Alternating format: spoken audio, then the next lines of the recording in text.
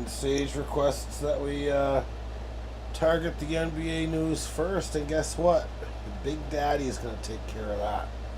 We got a little bit of NBA news to go over here. Just give me a second here. Just gonna dig a little bit deeper here. Here we go. That's what we're looking at right here. We've got Shams Charania reporting that the Atlanta Hawks have traded Kobe Buffkin to the Brooklyn Nets for cash considerations. Now, in case you didn't know, this Buffkin guy, he was taken 15th overall in the 2023 NBA draft. So that means he must be a colossal failure if they're just trading him for cash. But that's your NBA news right there. We've also got a little bit of Golden State Warriors news here. We've got Jonathan Kuminga being offered a 3-year, $75.2 million contract late last week. Since it was offered, I'm going to say it doesn't mean it was accepted. So just keep an eye on this Kuminga thing's been going on for months. We've been on the Kuminga watch for a damn long time. A signing will get done at some point or another. Does that satisfy your appetite? That's at least 2 big mouthfuls of donair right there. That's enough to satisfy. It's a little appetizer for what's coming next. Sage says he can live with it. That means he doesn't get to hit the dislike button as he was threatening. All right, let's kick the can, and we're going to kick that can over to Blue Jays news. They lost 2-1 tonight. Offense was pathetic, totaling 4 hits in total. 2 of them was for Ernie Clement, and then you got Davis Schneider and George Springer each getting a hit. So 2-1 ain't going to get the job done. Kevin Gossman was good, though, lowering his ERA to 3.38 on the year. 6 strikeouts, 6 innings pitched. That's fine. Uriel Rodriguez had 2 outs to start the inning and then allowed 2 hits and a walk in some order. I don't know which. And allowed 1 earned run to score. That was the game. Thomas Nance, though, was again perfect. His ERA on the year is 1.35, and he doesn't even throw that fucking hard. So that's all we're going to say about the game. We didn't pick up our 90th win of the year. We are now officially not able to win 100 games with our 63rd loss of the year.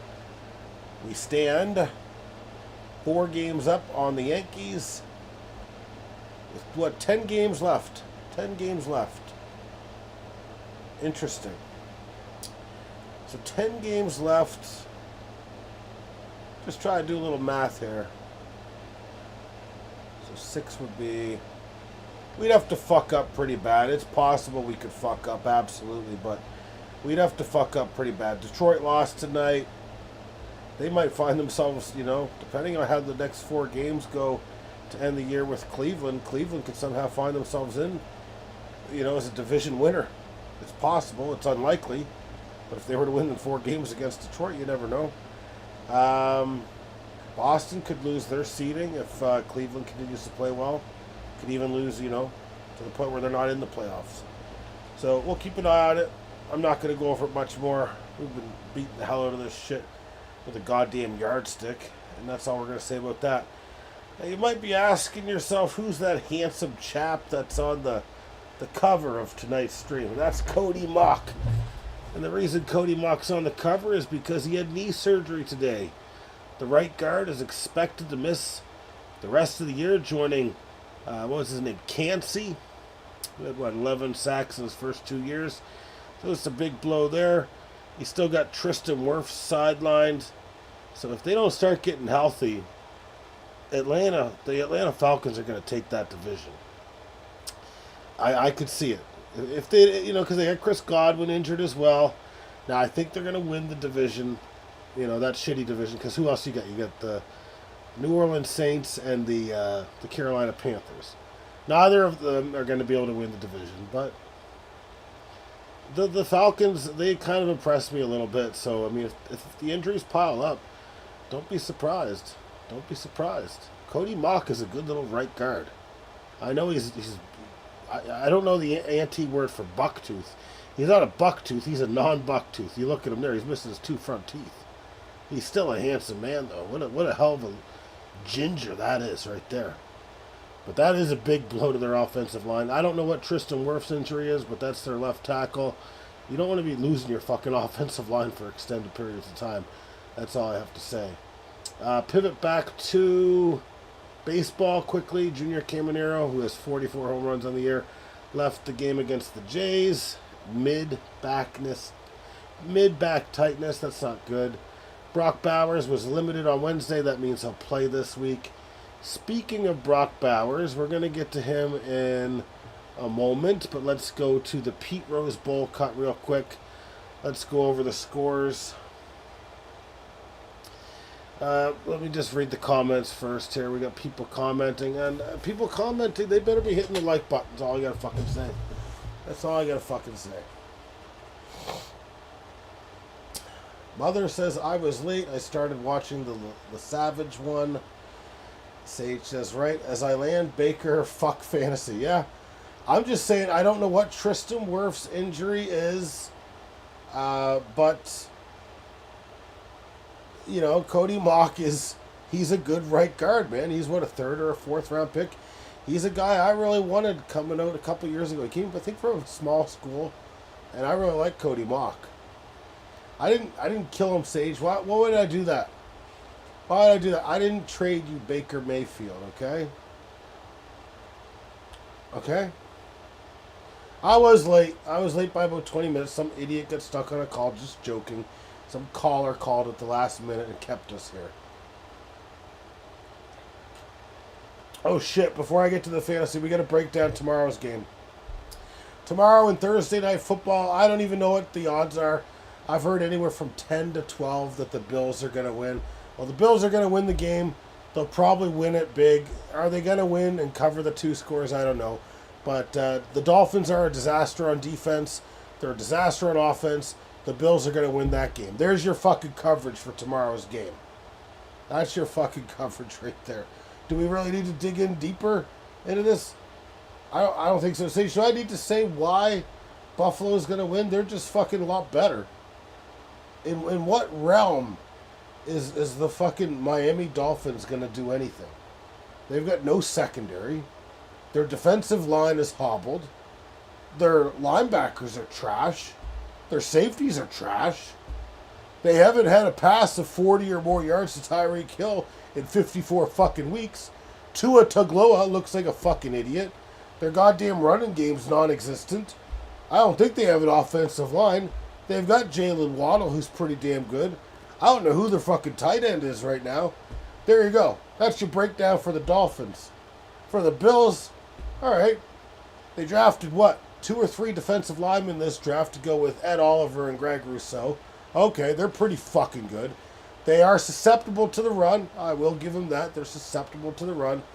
But, I mean, they're going to be able to take care of business here. This is a shitty fucking team. You got Josh Allen, and that's all I need to say. You got a good running game. They're going to be able to beat the shit out of these fucking idiots. It's a terrible fucking Thursday night game. If Josh Allen wasn't on, I wouldn't be listening to the game tomorrow if it wasn't for him and Al Michaels. Those are the only 2 reasons why I'll listen to that fucking game. So yeah, the Bills will win. Now, are they going to win by 14? I don't fucking know. All right, let's move on. Let's move past this. Let's move to the Pete Rose Bowl cut, where it's a little bit more competitive, generally speaking. So we are in the finals. One thing that pissed me off today when I looked at my roster to set it for tomorrow was my outfielder wasn't set. So I had to set my outfielder for every day. I had to set my outfielder. Makes no sense whatsoever that I would have to put an outfielder in. Usually you put your outfielder in and they stick on that position unless you change it. So I have no fucking idea what's going on there. I think it's because I set my pitchers and then maybe Yordan Alvarez get injured, but I don't think that's the case. I don't think. So I missed a day. I'm not going to complain about it, but it's fucking annoying. Yeah, I'll just have to keep an eye on it every day, which I do. But sometimes it's nice to know that, okay, if I set it in advance for a week, I don't have to fucking, keep an eye on it. What's the point of setting it for a week? Yeah, I don't know. It's really fucking annoying.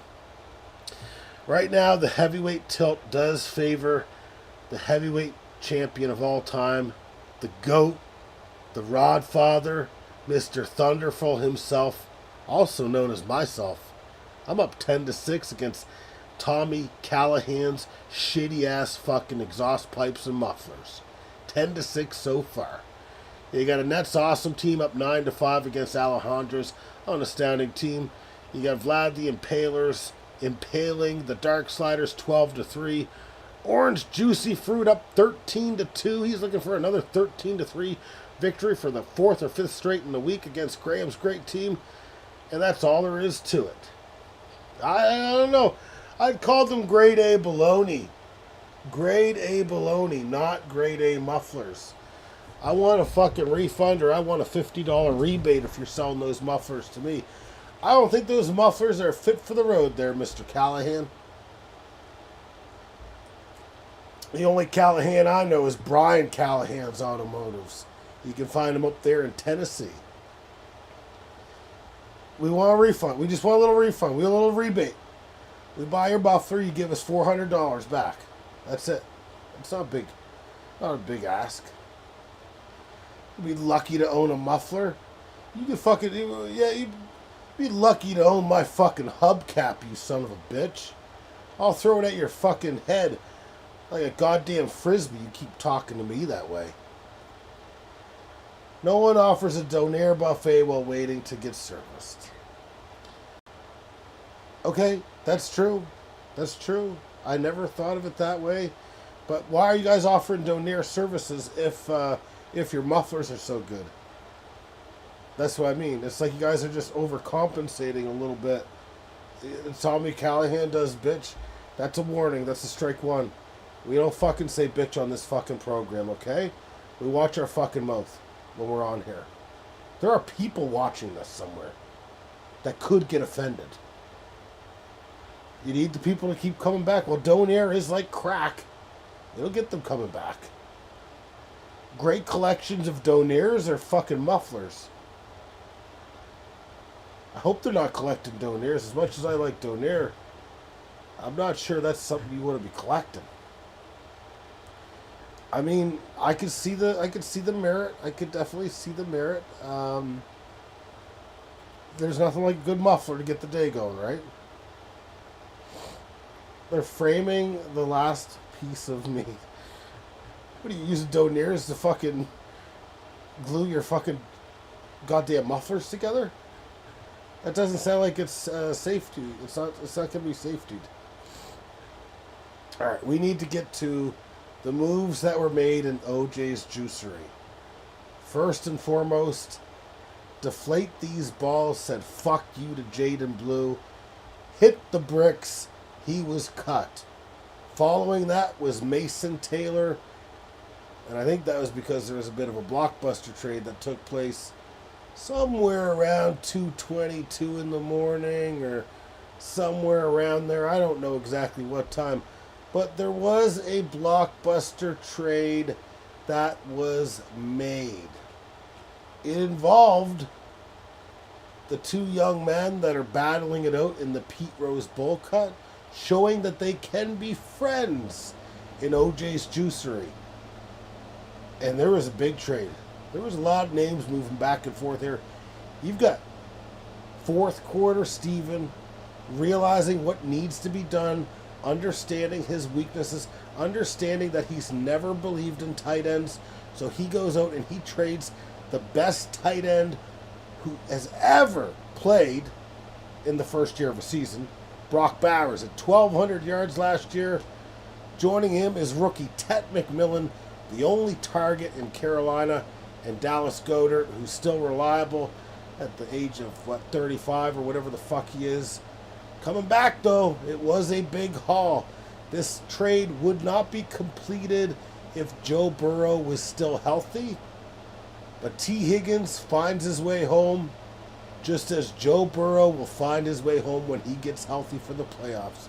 That'll be a future trade. A wide receiver, T. Higgins, coming home, landed 2 stud tight ends. You got Tucker Kraft and Ty Warren.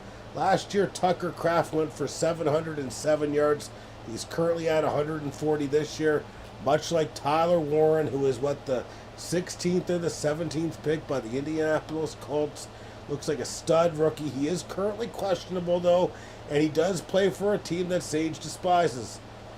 The throw-in being Quincy Williams, who, I don't know, he's on my bench right now. I don't know how high I am on him. I just want to trade him. If anyone needs a linebacker, I don't have a problem trading Quincy Williams. I don't want him. Who I want is Edgerrin Cooper, the Edge of Darkness. We see some moves being made after this. You got Darnell Mooney being dropped by myself. TD's in your face drops Tank Bigsby. Tommy Callahan's auto parts flips the bird to Tyler Bass and says, "You know what?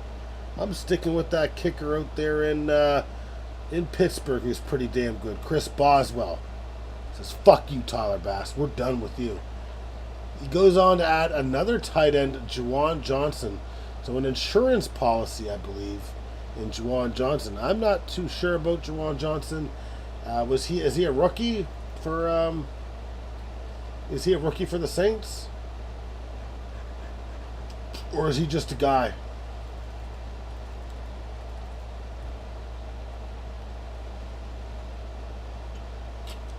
I'll find it real quick. I'll check the career stats. No, not a rookie. He's going his 3rd year. He's not old either. So having a good start. Buying him while he's good. Tommy Callahan's auto parts adds Byron Young and drops Jalen Hawkins. So Byron Young more of an edge player than a linebacker when he's not getting those sacks. That's the only thing is I wish that we had edge players playing edge, and we'll have to see if we can fix that next year. If not, we're switching legs. Jordan Lewis of Jacksonville being added for Marlon Humphrey. Marlon Humphrey's a good corner. He is questionable, though, so I wonder if that's part of why he was dropped. He's got a groin injury right now. Good little slot corner in Marlon Humphrey, I'll tell you that. You've got a kicker being added by Patchwork Pigskins. Tyler Loop being added of Baltimore, the rookie kicker, and being dropped is Will Lutz. I like that pickup. Tyler Loop looks like he's got a hell of a leg based on what I've seen early in the year. I only watched the first game, though, for them. Patchwork Pigskins added a really good safety. I think he was on my team. Nick Cross, and dropped Brandon Jones. It's like a pretty good move to me. Tommy Callahan's auto parts added wide receiver Troy Franklin from Denver and Eric Ayanamanor from Tennessee. As well, Matthew Stafford was brought in on a tryout by Tommy Callahan's auto parts. A lot of uncertainty surrounding this once prestigious auto shop, but we'll see how it all pans out. That's depth, though. That's behind Baker Mayfield. You've got TDs in your face adding Darnell Mooney, dropping Christian Kirk, then proceeding to add Dak Prescott and drop Darnell Mooney. Okay, interesting. Dak Prescott makes sense given he's been playing pretty good. And Jaden Daniels, I think, might be out this week. Then TDs in your face adds Darnell Mooney for Harold Fannin Jr. Now, Harold Fannin Jr. was a pretty good drafted tight end out of this year's class. I think I'd probably go with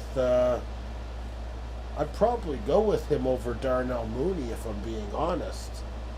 Now again, he plays on Cleveland, so when you're on Cleveland, it's hard to say, because they don't have a great offense. Doesn't have a ton of yards or anything, like 111 in 2 games. Doesn't have any touchdowns. I just know he was drafted pretty high. Lots of targets as well. Then you've got Renardo Green being added for Mike Sanistrol, cornerbacks. No one cares about that. Then Darnell Mooney on the move again. Just call him Darnell Movie. Being dropped for Brandon Jones, who was a part of the the move for Nick Cross earlier by Patchwork Pigskins.